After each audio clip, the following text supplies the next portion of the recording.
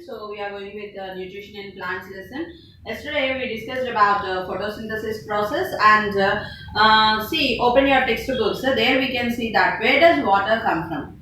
How the plants receives the water? Where we will pour the water for the plants? We will pour water for the plants in the soil. So the plants absorbs water from the soil. For that, in 6th class, plant parts and functions, we did an experiment. What is that particular experiment? I asked you to collect two plants, okay, with water which are having roots. Small plants, two plants you take and take two glasses of water. Okay, in one glass you take normal water. In the other glass, you have to take the water. You have to keep a colored ink in the second glass. Means any color, blue, red, black, any of the colors, and place the plants and leave aside full night. And morning when you are observing, you can see that. What we can observe? Did the two plants absorb the water or only one plant absorb the water? To our notice, the two plants will be absorbing the water. But in the first glass, we cannot identify here because that is colorless. The water is colorless. In the second case, the water is colored. So what you can see means near the roots, stems, leaves, means near the leaves means where near veins and veinlets. Okay, where near stem where when we cut the stem part, lenticels will be present in that. A tube-like structure will be present. There you can see that one. Okay, and the next one is excuse me. Near the air spaces to the roots, you can find the water was absorbed by the plants. Got the point? So, in the same particular experiment he is telling here, where does water come from means from the soil itself the water will come. How the plants will absorb that particular water means in this basis. Here you see down three questions are given. Okay. So, I am not going to write the question, only the answer I am going to give for you. The first question is, on the basis of this experiment, what conclusion can you draw about the function of the root and stem in the nutrition in plants? What is the first question you see? On the basis of this experiment, what conclusion can you draw about the function of the root and stem in the nutrition in plants? What we will come to the conclusion? They will absorb the water. Now, write the question in your classwork. Now, the answer will be given for you. Okay? First question. Only answer I am writing. Copy the question from the textbook. We can say that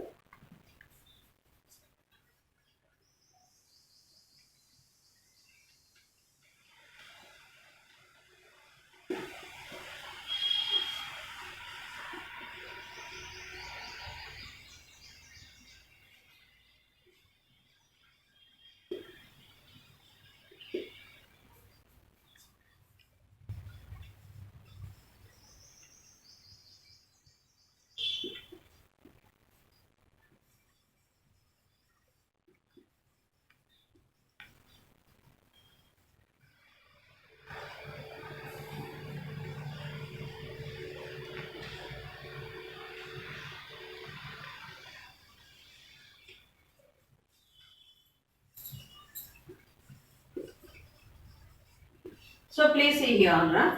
The question is, on the basis of this experiment, what conclusion can you draw for root and stem? For this one, the first point is we can say that stem and roots play a very crucial role for the survival of the plant. We know that one. And the roots help the plant by absorbing water and nutrients from the soil. Okay, then stem transports the absorbed nutrients and distribute them to the leaves and other parts of the plant. Catch this point.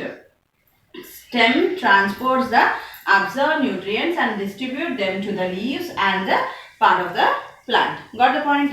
The second one is here, farmers sprinkle urea. We know that farmers sprinkle urea in the fields. Okay, or wheat fields. Whatever the leaves turn yellow, the leaves soon become to green in color. When they spread the urea in the field, what will happen? The yellow color leaves will turn to green color leaves. So here was the question, why is it necessary to irrigate the field after sprinkling urea? Why we have to do agriculture after sprinkling the urea? Think and write what was the reason. Now for this, I am not going to write the question. You copy the question and write this answer in your classes. Why is it necessary to irrigate the field after sprinkling urea? Let us go for the second one now.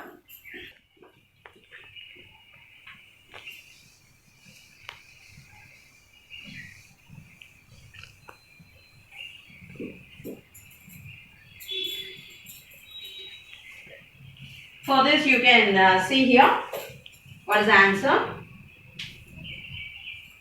for the second one.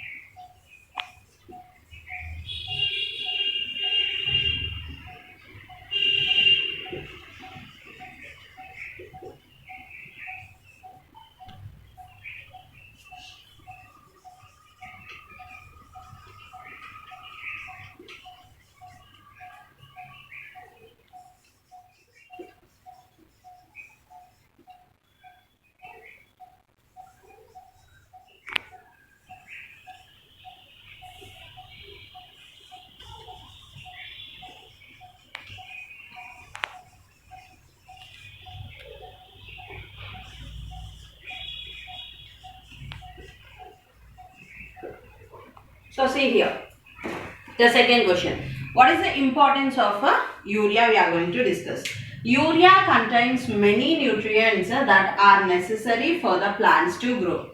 Okay, urea contains many nutrients that are necessary for the plants to grow. Urea should be diluted. Why? Because maybe it is concentric, so we have to dilute that with the water to form the nitrogenous gases, which are the main components useful to grow.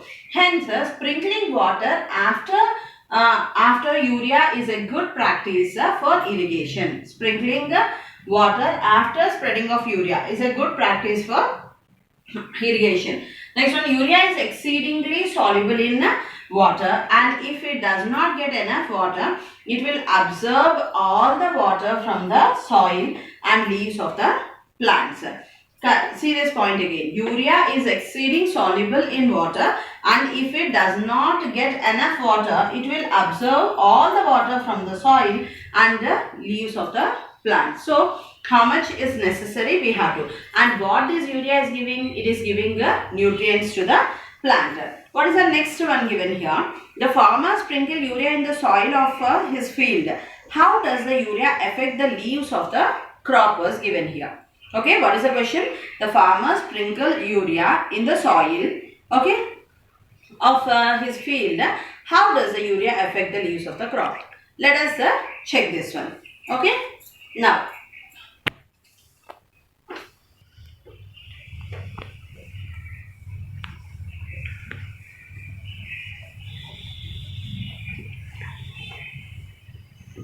the third one is you copy the question from the textbook. Now I am going to give the answer. Third one. In the absence of